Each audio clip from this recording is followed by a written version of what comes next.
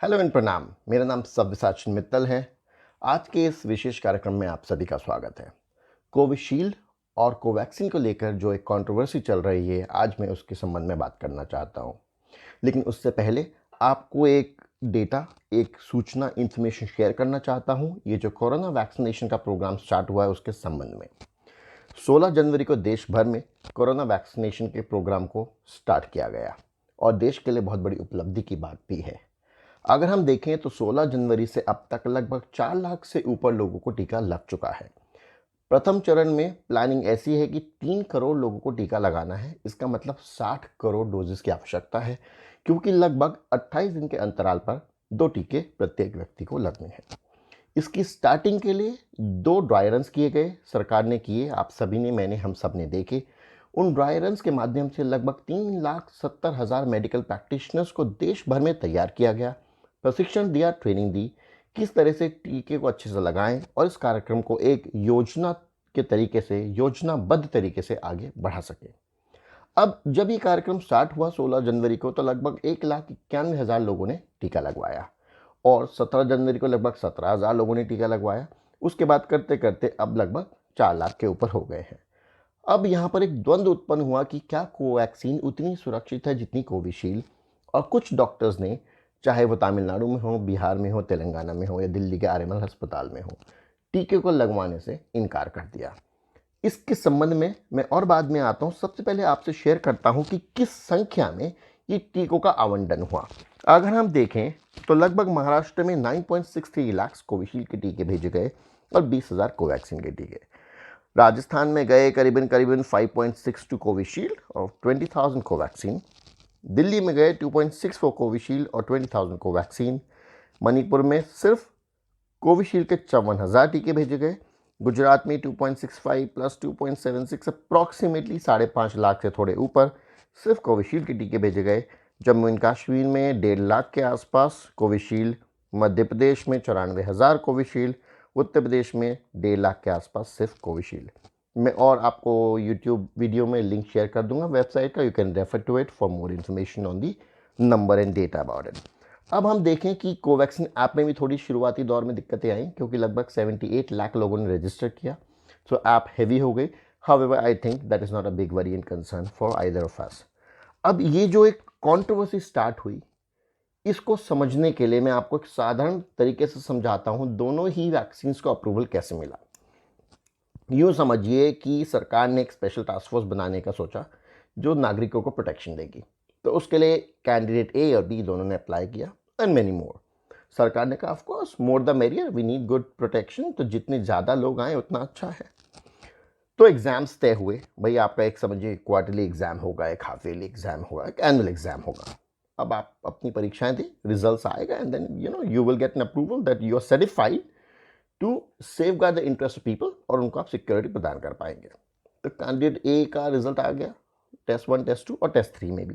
Test 3 में लगभग 70%, that means the candidate A is able to protect citizens almost good 70% against any incoming problem. Candidate B का phase 3 यानी कि आपका जो लास्ट चरण का एग्जाम है उसका रिजल्ट नहीं आया। Still, government went ahead and certified both to be capable and eligible to protect countrymen. मजे की बात तब शुरू हुई जब लोगों को साइन अप करना पड़ा। तो अगर आप कैंडिडेट बी से सिक्योरिटी लेते हैं, so you were required to fill in a consent form. यानी कि अगर कैंडिडेट बी के द्वारा आप ही के अगेंस्ट कुछ गलती हो जाती है या वो आपको अच्छे से सुरक्षा नहीं प्रदान कर पाता, तो जो पेरेंट कंपनी है जो कैंडिडेट बी को डिप्लॉय कर रही है, that will compensate you for the same. अब आप सोच के देखिए, जब हम एक ड्राइविंग लाइसेंस बनाने भी जाते हैं तो लर्नर्स लाइसेंस के बाद आपको एक परमानेंट लाइसेंस मिलता है। But do you think learners licence के बाद आपको ड्राइविंग की आज़ादी मिल जाती है? Are you allowed to drive? Isn't it always a worry that you might injure somebody? That means your passing the test in learner's license doesn't ensure or doesn't make sense कि आप आपका permanent licence का test भी पास कर ही लेंगे। तो क्या इस चूक को अवॉइड किया जा सकता था? अब क्यों? क्योंकि जब वैक्सीनेशन प्रोग्राम शुरू हुआ तो जो लोग कोविशील्ड लगवा रहे हैं या जिन्हें कोविशील्ड दिया जा रहा है, क्योंकि चॉइस तो है नहीं। आपका कोविन ऐप पे जो नंबर आएगा, आप जाइए, जो भी 3000 साइट्स देश भर में चिन्हित करी गई हैं डिफरेंट स्टेट्स और यूनियन टेरिटरीज में, आप जाएंगे, आपको टीका लगेगा। जो भी टीका आपके लिए अलॉटेड है वो एक रैंडम प्रोसीजर से अलॉटेड है। तो जब आप कोविशील्ड लगवाते हैं, आप टीका लगवाइए, घर जाइए, एक आधे घंटे का प्रोसीजर है, ऑब्जर्वेशन में रखा जाता है, स्टैंडर्ड प्रोसीजर है। अगर कोई साइड इफेक्ट्स होते हैं इन वैक्सीन्स के तो यूजुअली माना जाता है कि 15 मिनट से आधे घंटे के अंदर कोई मेजर साइड इफेक्ट्स दिखते हैं। अदरवाइज वो साधारण बुखार, हरारत, थकान, सिर दर्द which is normal for all the vaccines. लेकिन अगर आप कोवैक्सीन का टीका लगवाते हैं और आपको लगाया जाता है, so you are made to sign a consent form कि आप स्वेच्छा से, वॉलंटरली, अवेयर होकर ये टीका लगवा रहे हैं। इतना ही नहीं, you are now a part of a trial, a clinical trial का आप हिस्सा हैं। So do not you think, it's a question to you and me, कि ये एक्चुअली फेयर नहीं है कि कुछ देशवासियों को तो आश्वस्त होकर 70% का एक प्रोटेक्शन मिले कि आपको टीका लगता है तो लगभग आपको पता है कि ये टीका मुझे कोरोना से 70% तक प्रोटेक्ट करेगा। दूसरे का आपको पता ही नहीं है कितने प्रतिशत प्रोटेक्शन मिलेगा। और इतना ही नहीं, आप एक क्लिनिकल ट्रायल का हिस्सा बन रहे हैं, पूरा देश इस क्लिनिकल ट्रायल का हिस्सा बन रहा है। सो इसको अवॉइड किया जा सकता था क्या? किस तरह से? Let me come to that now. अगर हम देखें तो भारत सरकार ने लगभग 1100 करोड़ की डील करी है सेरम इंस्टीट्यूट पुणे से, जिससे लगभग 11 मिलियन डोजेस खरीदी जा चुकी हैं और 4.5 करोड़ अप्रैल तक खरीदी जाने वाली हैं। भारत बायोटेक, जिसकी टीके को अप्रूवल मिल गया है लेकिन उनके लास्ट ट्रायल फेज, जो ट्रायल फेज 3 है, उसके रिजल्ट्स नहीं आए, एफिकेसी डेटा नहीं आया है, उनसे लगभग 5.5 मिलियन डोजेस खरीदी गई हैं। तो क्या भारत सरकार ऐसा नहीं कर सकती थी कि सारी डोजेस सेरम इंस्टीट्यूट से खरीद लेती? जब भारत बायोटेक की कोवैक्सीन का डेटा आ जाता कि कितने प्रतिशत वो इफेक्टिव है, तो उनको भी इन्वॉल्व कर लिया जाता। क्योंकि प्रश्न ये है कि ये जो वैक्सीन है कोवैक्सीन कितने प्रतिशत कारगर होगी। The question is not about the safety of Covaxin, is about the efficacy rate.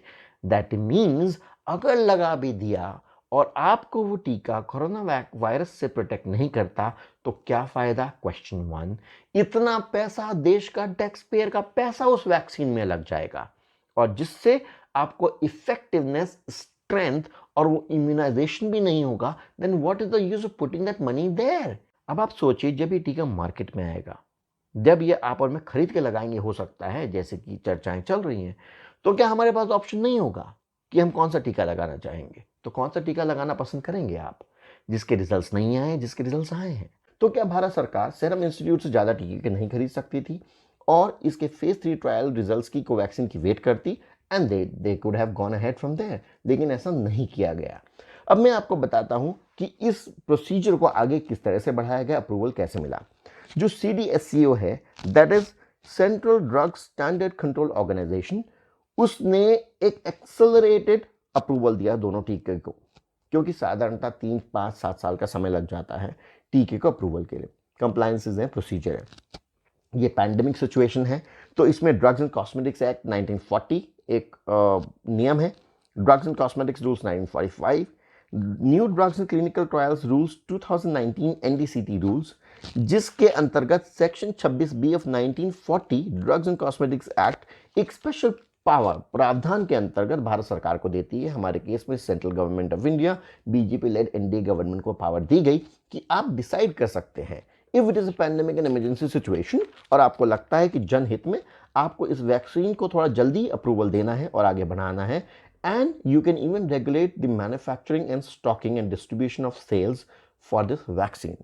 तो मुझे नहीं लगता कि सरकार पूरी तरह से ड्रग अथॉरिटी ऑफ इंडिया के ऊपर पूरा एक ठीकरा फोड़ के अपनी जिम्मेदारी से विमुक्त हो सकती है। तो भारत सरकार ने कंपनी ए, जिसके टीके की फेज 3 ट्रायल रिजल्ट्स आ गई हैं, लगभग 70% एफिकेसी डेटा है कि कितना प्रोटेक्शन देगा, उसे सेल, मैन्युफैक्चरिंग और स्टॉकिंग का अप्रूवल मिला। B, that is Bharat biotech का कोवैक्सीन का जो टीका है उसको भी अप्रूवल मिला, जबकि उनके लास्ट फेज के रिजल्ट्स नहीं आए। और साधारणतः आपको बता दूं, मैन्युफैक्चरिंग इवेंट ट्रायल से पहले परमिशंस लगती हैं, लेकिन इसे एक्सपेडाइट किया गया, विच इज फेयर। अब मजे की बात एक और जो आपको नोट करनी है वो ये है, जब CDSCO ने एक एक्सेलरेटेड अप्रूवल के साथ इसको अप्रूवल दिया तो एक टैगिंग हुआ दोनों टीकों के आगे, बड़ा इंटरेस्टिंग है। कोविशील्ड के टीके के आगे टैगिंग होता है रेस्ट्रिक्टेड इमरजेंसी यूज, और कोवैक्सीन टीके के आगे टैगिंग होता है restricted use in emergency. These are two different things altogether. You have to understand this very importantly. अब जब हमने आगे बढ़े तो हमने इस चीज़ को जानने का और डिटेल में प्रयास किया, तो अब आज एक नई न्यूज़ आती है जी, कोवैक्सीन भारत बायोटेक। तो वो कहते हैं कि गर्भवती महिलाएं और जिनका इम्यून सिस्टम कम है वो टीका बिल्कुल ना लें। क्यों? क्योंकि ये और महत्वपूर्ण हो जाता है जब कुछ डॉक्टर्स देश भर में इस टीके को लेने से इनकार कर रहे हैं और कुछ 1-2 लोगों की मृत्यु हो गई है, कुछ 600 लोगों को साइड इफेक्ट्स भी दिखे हैं। लेकिन गवर्नमेंट ने तो ऐसा कुछ नहीं कहा था। गवर्नमेंट ने कहा था कि जिनका इम्यून सिस्टम लो भी है वह भी टीका ले सकते हैं, बस इतना ही होगा कि उनके ऊपर शायद टीके का थोड़ा असर कम होगा क्योंकि they are already fighting some elements and diseases. लेकिन आज भारत बायोटेक अगर ऐसा एक नया रूल में परिवर्तन करता है, एक नई गाइडलाइन जारी करता है और कहता है कि उन लोगों को टीका लेने से बचना चाहिए जो गर्भवती हैं महिलाएं, या फिर जिनका इम्यून सिस्टम लो है, या जिन्हें कोई क्रॉनिक इलनेस है, isn't it a big question? एक विरोधाभास नहीं है क्या? तो क्या इन चीज़ों को ढंग से टैकल किया जा सकता था? क्या देश भर में कॉन्फिडेंस बिल्डिंग की जा सकती थी क्या? क्या इतनी जल्दबाजी में कोवैक्सीन लाने की कोई बहुत आवश्यकता थी क्या, जब सीरम इंस्टीट्यूट के पास ऑलरेडी वैक्सीन हैं? अगर आप उनसे 11 मिलियन ले रहे हो तो और भी आज ले सकते हो, उनके पास कमी नहीं है। आजाद पूनावाला ने खुद कहा है। विपक्ष भी क्वेश्चंस उठा रहा है, क्वेश्चंस उठेंगे, लाजमी है। आपको नहीं लगता कि कोई भी पार्टी जब विपक्ष में होती है तो क्वेश्चन उठाती है, और सरकार में होती है तो विपक्ष को आप क्वेश्चंस उठाने से ही एक अलग टैग कर दिए तो जी ये तो हर चीज को राजनीतिकरण करते हैं? कौन पार्टी नहीं करती है? आप मुझे बोलिए, कौन सी पार्टी नहीं करती? और आप और मैं भी तो चिंतित हैं, और वे डॉक्टर्स जो फ्रंटलाइन वॉरियर्स थे, जिन लोगों ने पैंडेमिक में अपनी जान लगा दी आपको मुझे बचाने के लिए, अगर वह भी क्वेश्चंस उठा रहे हैं तो क्या महत्वपूर्ण सब्जेक्ट नहीं है आपके मेरे जानने योग्य? अब क्या किया जा सकता है, क्या किया जा सकता था? हम सभी ने देखा दुनिया भर में, specially even in America, president elect Biden, even vice president elect Kamala Harris ने भी टीका लिया, और अनेक देशों में बहुत बड़े बड़े जो वहाँ के मंत्री हैं या फिर जो प्राइम मिनिस्टर प्रेसिडेंट्स हैं उन्होंने भी टीका लिया।